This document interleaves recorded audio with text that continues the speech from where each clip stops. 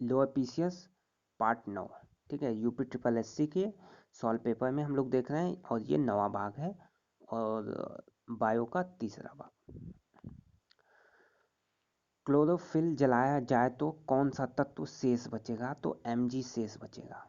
Mg पर्णहनी को भस्म करने में Mg पाया जाता है, जो पौधों में प्रोटीन संश्लेषण, प्रकाश संश्लेषण तथा वसा संश्लेषण क्रियाओं के लिए आवश्यक होता है।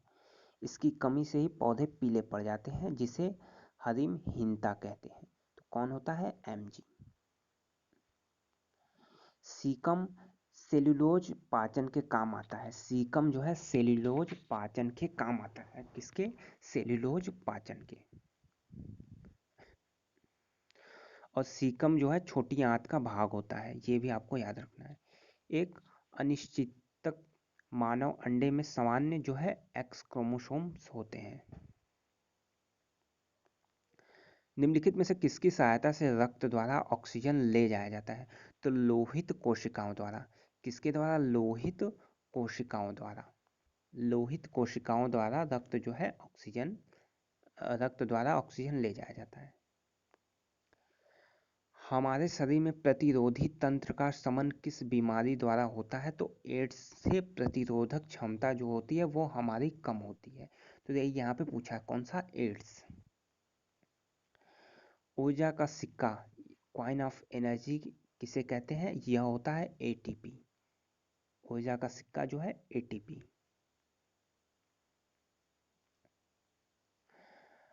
मनुष्य में लाल रुधिराणु का जीवन काल 120 दिन होता है। कितने दिन? 120 दिन।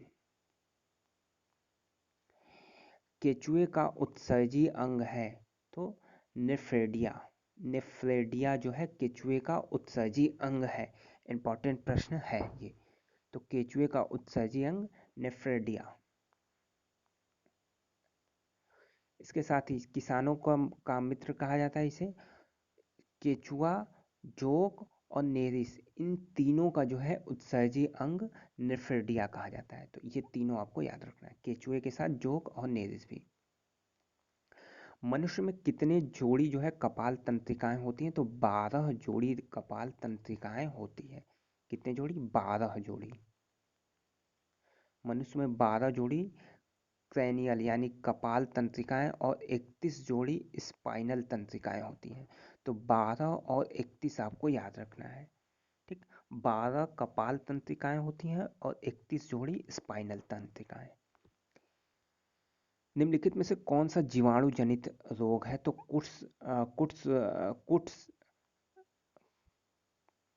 कुष्ठ रोग जो है वो जीवाणु जनित रोग है। कुष्ठ रोग जीवाणु जनित रोग है। मलेरिया के लिए सबसे अधिक प्रमाणित औषधि क्या है? तो क्विनाइन।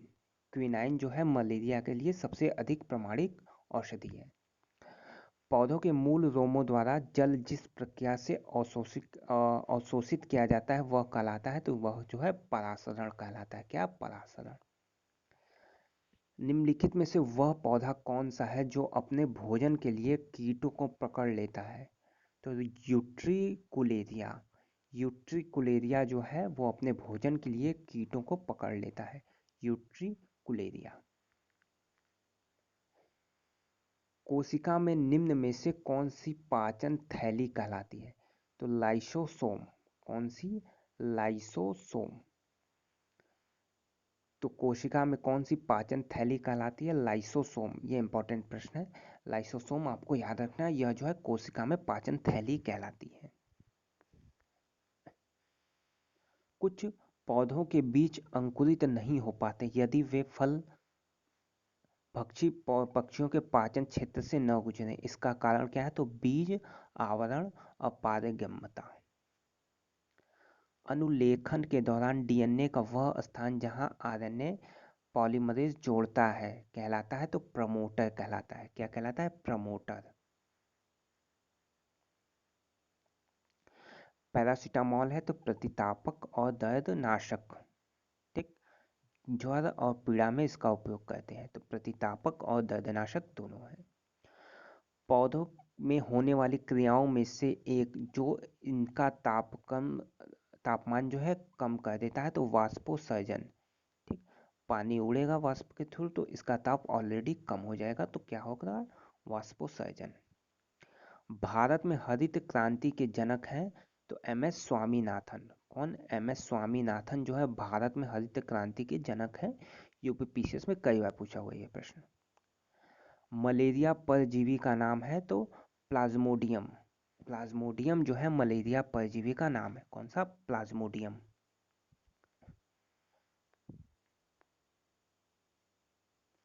देखिए यहाँ पे स्पाइनल तंत्रिकाएं आ गया है कि कितनी होती हैं, तो 31 जोड़ी स्पाइनल तंत्रिकाएं होती हैं, आपको बता दिया गया है। कितना? 31 जोड़ी।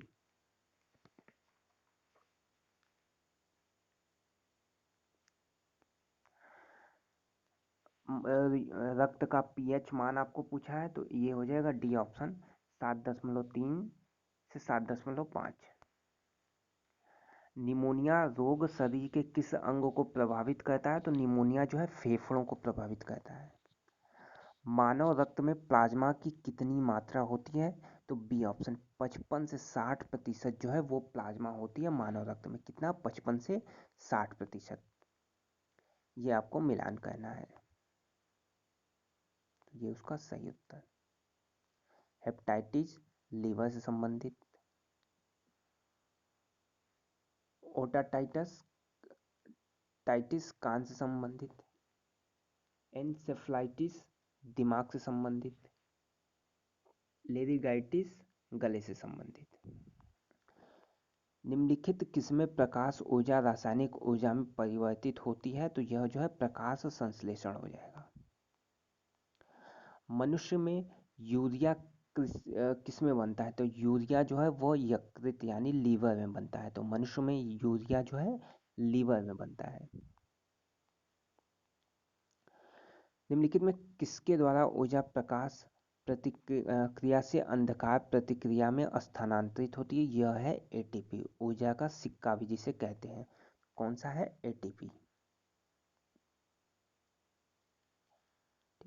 चलिए इस वीडियो में इतना ही। आगे के वीडियो में हम लोग नेक्स्ट क्वेश्चन को, अगले क्वेश्चंस को हम लोग देखेंगे। वीडियो पसंद आए तो लाइक कर दें और चैनल पर जो लोग नए हैं चैनल को सब्सक्राइब कर दें। धन्यवाद।